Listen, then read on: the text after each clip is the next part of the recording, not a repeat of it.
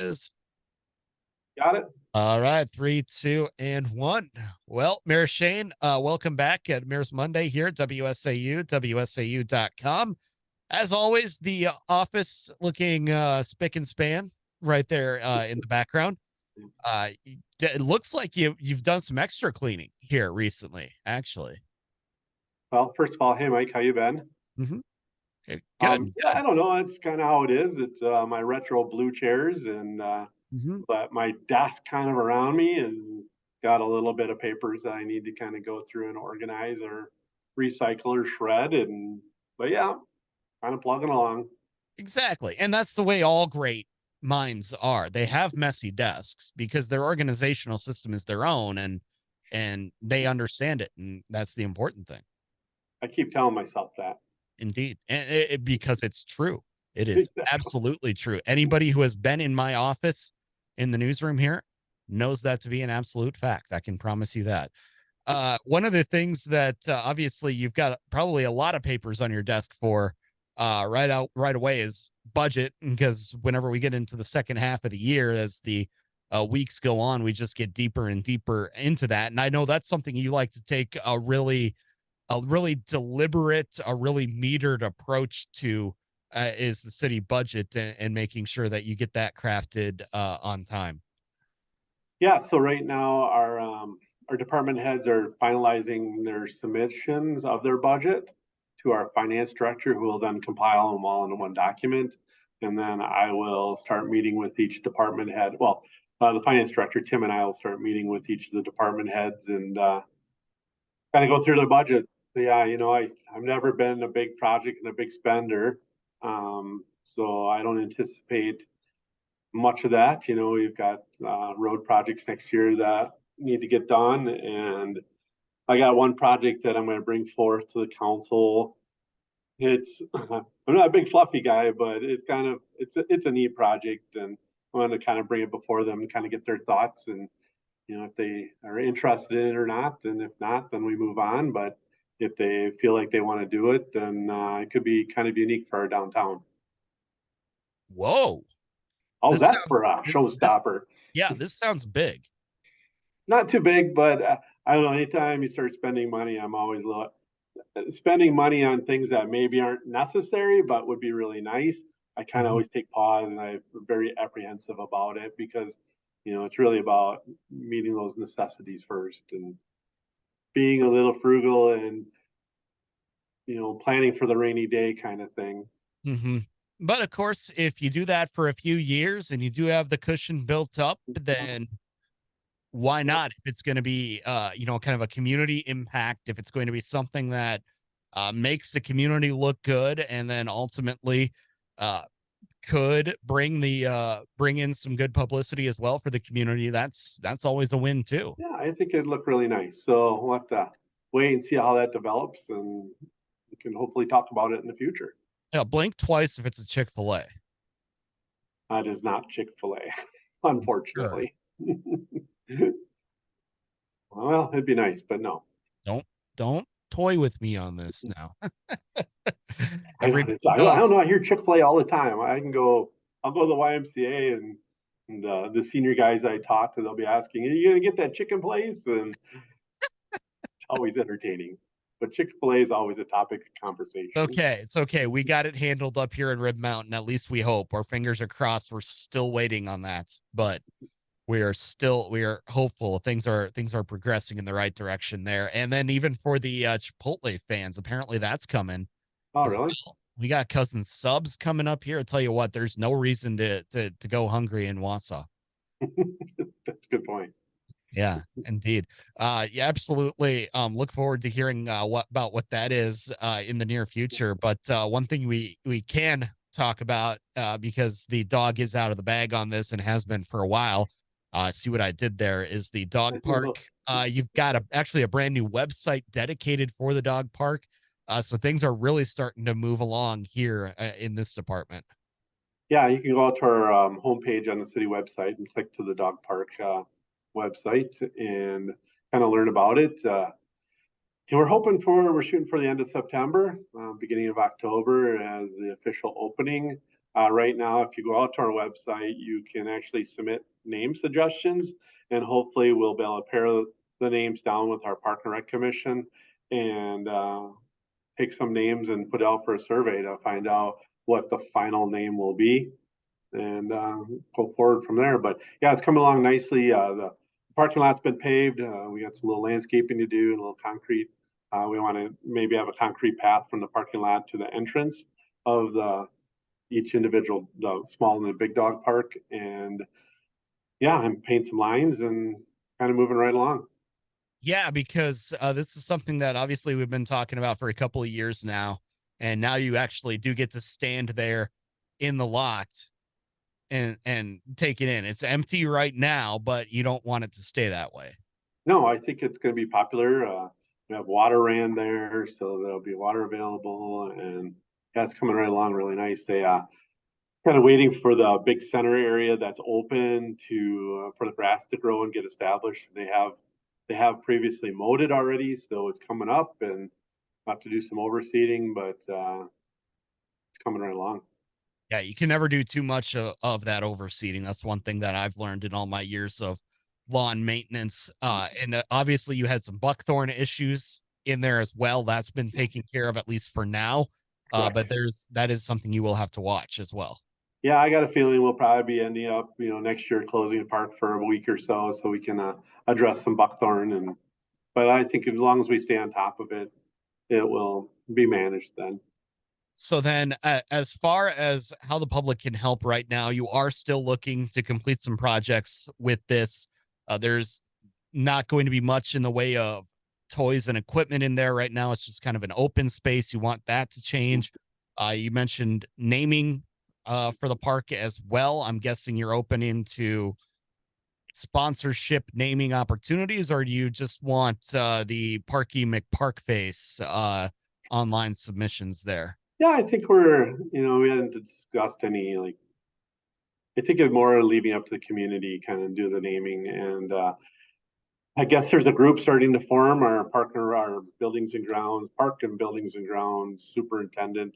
He has met with a group out there, and they seem to have quite an interest in getting involved and kind of adopting the park, and so we'll kind of see how that develops. And yeah, eventually, I would think there'd be a pavilion area and maybe some agility toys and things like that will show up, and kind of working on that. And if you again check out there is a dedicated section now on the city website for it. There is a lot of very good dogs featured right Yeah, there on the website. It looks absolutely great. Kudos to Emily for putting that together.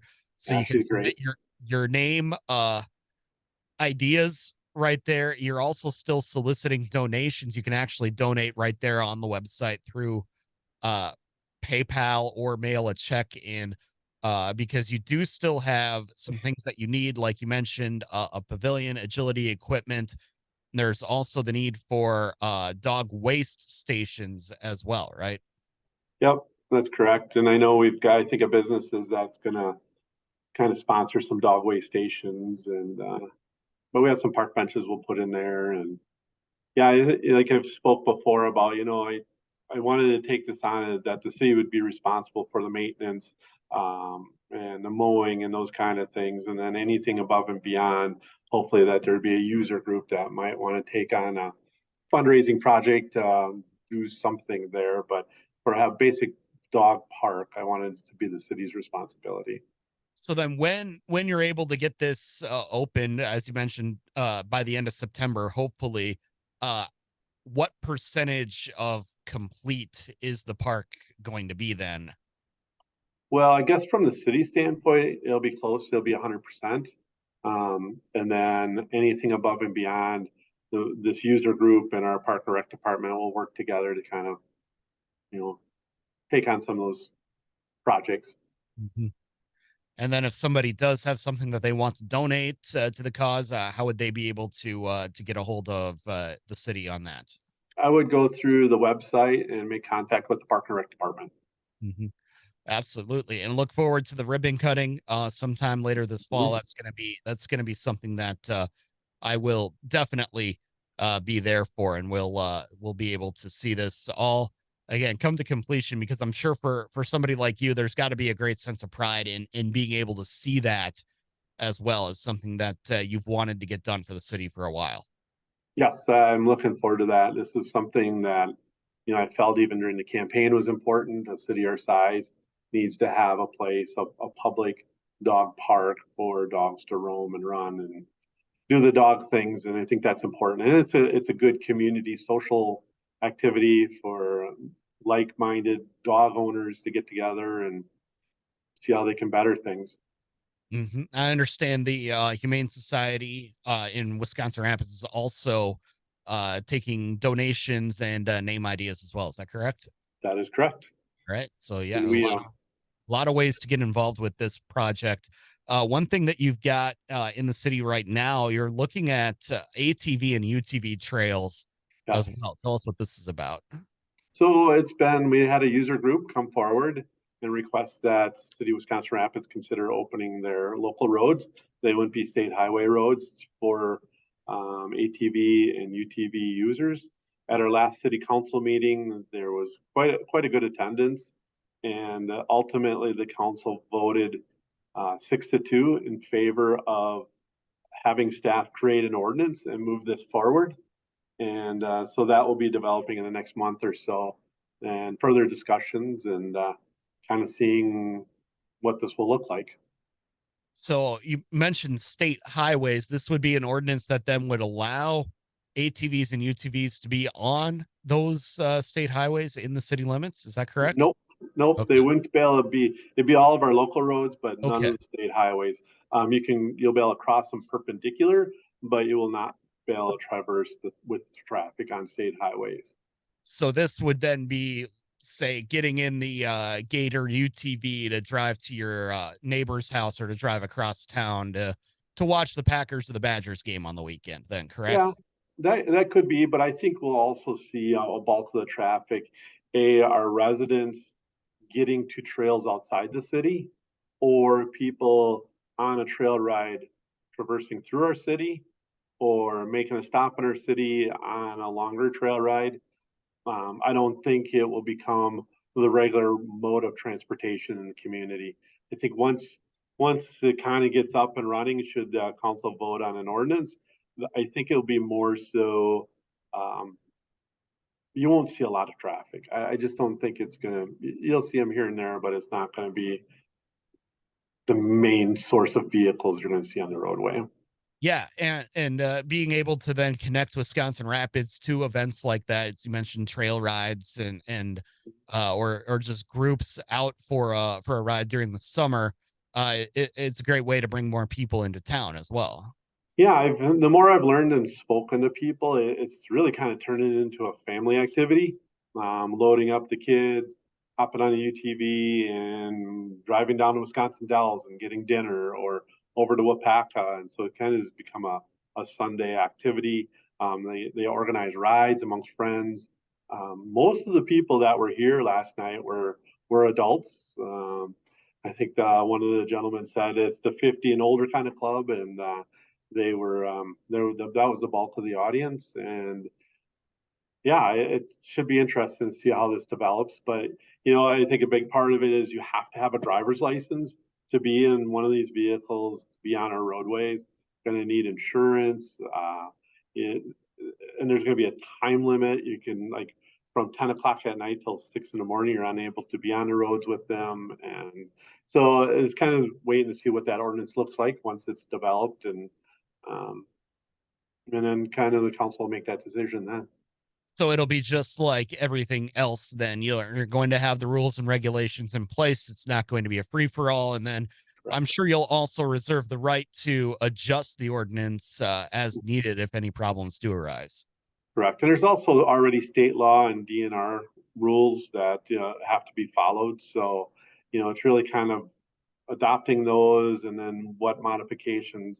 I think, I believe according to the DNR, and I think the UTV groups are trying to get a state changed at the state level, but you can have open container on a UTV, and that would be something that I think would be an ordinance killer if that was allowed to, kind of go through the city with open containers and those type of things. So it's kind of really kind of working out some of those details, and see And what it's then like at the end of the day.